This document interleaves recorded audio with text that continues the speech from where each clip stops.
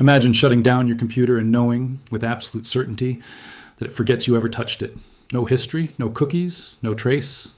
Now imagine doing that every single day for a week, on purpose, as an experiment to see what real digital invisibility actually feels like. That's exactly what I did.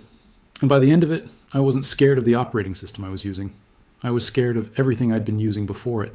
This is the story of 7 days spent living inside a system so effective at hiding its users that an internal document from the world's most powerful surveillance agency once described it as a catastrophic problem for their own operations. Not annoying, not inconvenient, catastrophic. If an agency with a budget in the billions of dollars, satellites overhead, and fiber taps on the backbone of the internet is worried about a piece of free software you can carry on a USB stick that tells you everything you need to know about how seriously to take it. But before I walk you through what happened day by day, you need to understand what you're actually up against every time you open a browser on a normal computer. Right now, while you're watching this, your internet provider can see almost everything you do online. Every site logs your IP address the moment you land on it. Your browser hands out tiny tracking files called cookies to dozens of companies you've never heard of. And those companies quietly stitch together a profile of you, your age bracket, your income level, your politics, your relationship status, your health concerns, all built from behavior you never agreed to share. Nobody asked you to sign anything. It just happens, silently. In the background, every time you're connected, that is the water we all swim in without noticing. And for 7 days, I decided to step completely out of it. The tool I used is called Tails, short for the amnesic incognito live system, and it is nothing like a browser plugin or a subscription VPN app you install and forget about. It is a full, self-contained operating system, and its entire design philosophy is built around a single goal, making sure nothing about your session survives past the moment you power down. You don't install it on your hard drive. You run it from a USB stick, and it loads entirely into your computer's memory. It touches your actual storage as little as humanly possible, and when you shut the machine off, that memory gets wiped clean. No leftover files, no browsing history sitting quietly on a drive somewhere, no fingerprints. That's where the word amnesic comes from. The system is built to forget itself on purpose every time. I first came across Tails while reading about Edward Snowden, the analyst who exposed the scale of global government surveillance to the public. When Snowden needed to communicate securely with the journalist breaking his story, this was the software he trusted his freedom to. Not a mainstream app, not a corporate product, a free, open-source operating system built by volunteers. That fact alone told me this wasn't some niche hobbyist project. This was privacy software that had already been tested against one of the most sophisticated surveillance apparatuses on the planet, and it held up. So I decided to stop reading about it and actually live inside it for a week and document exactly what that experience was like, good and bad. Day one was entirely about setup, and I want to be upfront. It is not plug and play. You need a USB drive with at least 8 gigabytes of space. You download the Tails system image directly from its official site. And this part matters enormously because grabbing it from anywhere else risks downloading a tampered version that would quietly destroy every privacy protection the real thing offers. Once downloaded, you're supposed to verify the file using a cryptographic signature, a step that confirms nobody altered the image in transit. Tails even provides a browser tool that automates this check for you, so you're not manually comparing long strings of characters. After verification, you flash the image onto your USB stick using free software built for exactly that purpose, restart your computer, dive into the boot settings, and tell your machine to start from the USB drive instead of its internal storage. From there, Tails takes over completely. The whole process, start to finish, took me a little over an hour the first time. After that initial setup, booting into it took under a minute. When the desktop finally loaded, I was honestly surprised by how normal it looked. It's running a clean, modern Linux desktop environment, complete with a taskbar, a file manager, a text editor, even a calendar app. Visually, it feels like any ordinary computer. But underneath that ordinary-looking surface, every single piece of data leaving that machine is being handled in a way that has nothing in common with a typical operating system. Here's the engine that makes the whole thing work, and understanding it changed how I think about online privacy entirely. Tails forces all of its internet traffic through a network called Tor, which stands for the Onion Router. Tor is made up of thousands of volunteer-run servers scattered across the globe. When you connect to a website through it, your data doesn't travel in a straight line from your device to that site. Instead, it gets wrapped in multiple layers of encryption, like the layers of an onion, and bounced through at least 3 separate relay points before it ever reaches its destination. The first relay knows who you are, but has no idea where your traffic is ultimately headed. The last relay knows the destination, but has no idea who sent it. And the relay in the middle knows neither piece of the puzzle. No single point in that chain ever holds the full picture of who you are and what you're doing. Your provider only sees that you've connected to Tor. The website you visit only sees the address of that final relay. You, the actual person, essentially disappear into the middle of that chain.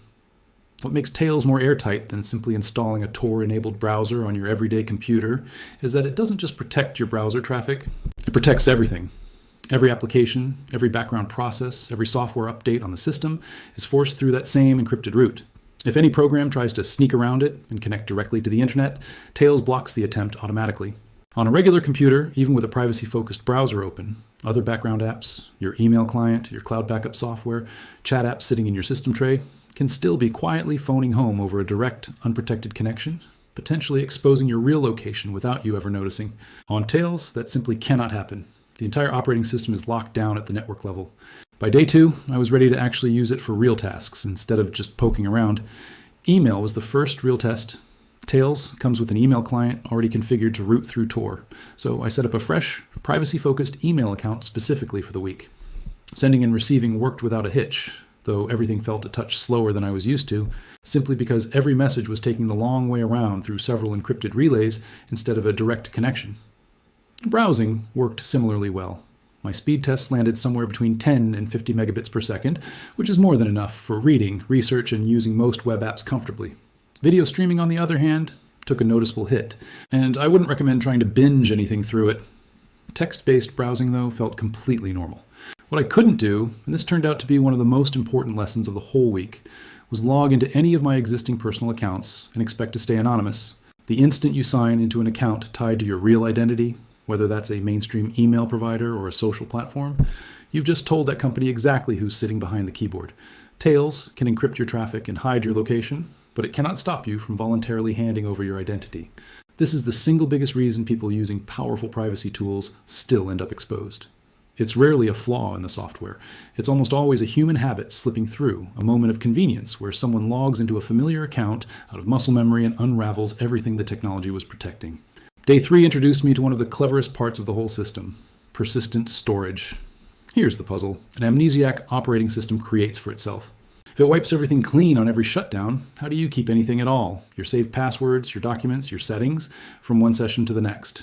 The answer is an optional encrypted section of the same USB drive, protected by a passphrase you choose, where you decide exactly what gets remembered. Bookmarks, documents, encryption keys, saved network credentials, whatever you want to persist, and nothing you don't. The encryption behind it is about as strong as anything available to the public. Strong enough that even if someone physically stole the drive, cracking it without the passphrase would take longer than the universe has existed. I turned this feature on and used it to save my email configuration, a handful of working documents, and an offline password manager that came bundled with the system, one that's genuinely one of the better options. Available anywhere, open source or commercial. Every credential I used that week lived inside an encrypted vault on that drive, with no cloud syncing and no third-party server ever touching it. Just a passphrase and math, standing between my data and anyone who might want it. Day 4 was when I started poking around at the tools most people never even know exist on a normal computer. There's a program built for encrypting and digitally signing files and messages. There's a tool that lets you securely share a file directly with someone else over the anonymity network, without any third-party service ever touching it, essentially turning your own machine into a temporary anonymous server for the transfer. There's also a metadata scrubber, and honestly, this one deserves more attention than it usually gets. Every photo your phone takes is quietly packed with hidden information. The exact GPS coordinates of where it was shot, the precise model of device used, the timestamp down to the second. People have been tracked down in the real world because of metadata buried inside a single innocent-looking photo they posted online. Having a tool that strips all of that out before a file ever leaves your device isn't a luxury feature, it's a genuinely important safeguard.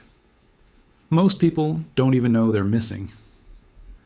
The system also ships with a lightweight cryptocurrency wallet, useful in theory for anyone who needs to transact, without tying it back to their identity or their usual network connection. A relevant option for journalists or researchers operating in environments where financial privacy actually matters. Day 5 was where the honest limitations started showing up, and I think glossing over them would do you a disservice. The available software is deliberately minimal. You can't just install whatever application you feel like using. Every piece of default software has been carefully vetted. And while it's technically possible to add more, doing so isn't officially supported and can quietly undermine the very security model the whole system is built around. I wanted to do some light video editing one afternoon and simply couldn't. The tools weren't there, and adding them would have meant compromising the exact thing that makes this operating system worth using in the first place. For situations where privacy is the priority, that trade-off makes complete sense. For everyday computing, it's genuinely limiting. On top of that, older hardware struggles. The system needs a reasonable amount of memory to run comfortably. My test machine sat right at the lower edge of what's recommended. With a few browser tabs open and an email client running in the background, things noticeably slowed down. Not unusable, but a clear reminder that this isn't optimized for speed. It's optimized for disappearing. By day 6, I found myself thinking less about the technology and more about who actually needs something like this in their life. And the honest answer surprised me with how broad it is. Journalists working inside countries where reporting the truth can get you imprisoned, whistleblowers trying to reach a newsroom without tipping off the people they're exposing, activists organizing against governments that treat dissent as a crime. Survivors of domestic abuse quietly researching shelters and support services on a shared computer without leaving a trace their abuser could later discover. Lawyers handling sensitive client communications, security researchers, ordinary people living under regimes where a single wrong search query can lead to real consequences. This isn't a tool built for people trying to hide wrongdoing. It's a tool built for people who are already vulnerable and simply want the baseline privacy that most of us take completely for granted. And the fact that it costs nothing, runs on almost any computer, and requires nothing more than a USB drive and a willingness to follow a setup guide makes it something close to democratizing. A teenager in an oppressive country and a well-funded security professional can both access the exact same level of protection for free. There's a piece of history that makes this even more striking. Documents leaked several years ago from inside a major intelligence agency describe this exact system as a major threat to their surveillance mission on its own, and when combined with other privacy tools, they use the word catastrophic. Sit with that for a second. An agency with a budget measured in billions, with access to surveillance infrastructure spanning the globe, looked at a free operating system distributed on a USB stick and flagged it as a serious problem. If an organization with that much power and that many resources is worried about it, that's about as strong an endorsement as privacy software can get. Day 7, my last day, ended up being quieter than I expected, mostly because I spent a lot of it just thinking. I'd spent an entire week with a fundamentally different relationship to the internet. Every time I opened a browser, I knew nothing about that session was being logged. Anywhere. Every time I shut the machine down, I knew it had zero memory of anything I'd just done. There was something almost freeing about that. A kind of online experience I honestly hadn't felt since long before targeted advertising, and constant tracking became the default architecture of the entire internet. But I also came away with a much clearer sense that this isn't a replacement for everyday computing, and it was never meant to be. Staying logged into your usual accounts, streaming your favorite shows, collaborating on shared documents with coworkers, video calling family, none of that is what the system is designed for. It's intentionally restrictive, intentionally slower, intentionally forgetful, because that's the whole point. It isn't trying to be your daily driver. It's trying to be the most private option available for the specific moments when privacy matters more than convenience. I also want to be completely transparent about what this system genuinely cannot protect you from, because a balanced picture matters more than hype. It cannot protect you if you log into accounts tied to your real identity, full stop. It cannot fully protect you against an adversary capable of monitoring enormous portions of the anonymity network simultaneously and correlating traffic patterns to identify you, a theoretical attack that would require resources on the scale of a nation-state, but a real one nonetheless. It cannot protect you from physical tampering like a hardware device planted on a keyboard before you ever plug in your drive. And it cannot protect you from the simple fact that the way you write, your word choices, your sentence rhythm, your habitual phrasing, can sometimes be used to identify you even when every technical safeguard is working perfectly. On the security side, it's worth knowing this system is open source, meaning its code is publicly available for anyone in the world to inspect. And independent security researchers regularly do exactly that. Vulnerabilities have been found and responsibly disclosed in the past, including flaws that could, in a worst-case scenario where an attacker had already compromised another piece of software, potentially escalate privileges or undermine anonymity. Each time, the development team patched the issue and shipped an update. That's not a mark against it. That's exactly how mature, trustworthy open-source security is supposed to function. The update cycle runs roughly every 6 weeks, and the team behind it has consistently shown up when problems are found, a track record that honestly outperforms plenty of commercial operating systems. It's also worth knowing this isn't the only option in this space. One alternative runs as a pair of virtual machines inside your existing computer, one handling all the anonymized routing, and one where you actually do your work. So even if your working environment gets compromised, it still can't see your real network address. It offers more flexibility in terms of software than the amnesic approach, but it isn't designed to forget everything by default, and it depends on the security of your underlying machine. Another alternative takes compartmentalization to the extreme, running every single application in its own isolated virtual environment, so that if one gets compromised, the damage stays completely contained. It's arguably the most secure option available to civilians, but it demands serious hardware and a genuine learning curve that would frustrate most casual users.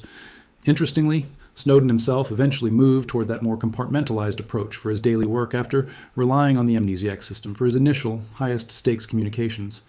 That progression tells you something. One is built for portable, disposable anonymity, and the other for long-term maximum isolation on a machine you trust. For most people just starting to take digital privacy seriously, the amnesic, USB-based approach remains the most accessible entry point by far. You don't need expensive hardware. You don't need years of technical training. You need a spare USB drive, about an hour of patience, and an honest understanding of what the tool can and cannot do for you. Looking back on the whole week, what stuck with me wasn't any single feature. It was the shift in perspective. When you spend 7 days inside a system actively working to protect you, you start to see with painful clarity just how much the ordinary, everyday internet works against that same goal by default. You start to notice the invisible tax being quietly collected on your attention, your habits, and your data, gathered without anything resembling real informed consent, then sold to whoever's willing to pay for it. This system doesn't just hide you from that machine. For as long as you're using it, it removes you from it entirely. And here's what makes the whole thing land even harder. It costs nothing. It's built and maintained by volunteers and supported by nonprofit organizations dedicated to press freedom and digital rights. It's the software one of the most consequential whistleblowers in modern history trusted with his own safety. It was flagged as a catastrophic threat by the most well-funded surveillance operation on the planet, and you can carry a working copy of it in your pocket on a USB stick that costs less than a few coffees, using nothing but your own time to learn it. Is it something you should use every day? No. Is it built for every situation? Not even close. But for the journalist working somewhere, the truth is dangerous. For the person quietly researching a way out of an abusive situation, for the whistleblower carrying a secret the public deserves to know, for the activist standing against power that would rather they stayed silent. This might be the single most important piece of free software in the world. 7 days, no trace, no footprint, no record left behind on a single machine I touched. And one conclusion I keep coming back to: the question was never really whether this technology works. It clearly does. The real question is whether you'll recognize the moment you actually need it.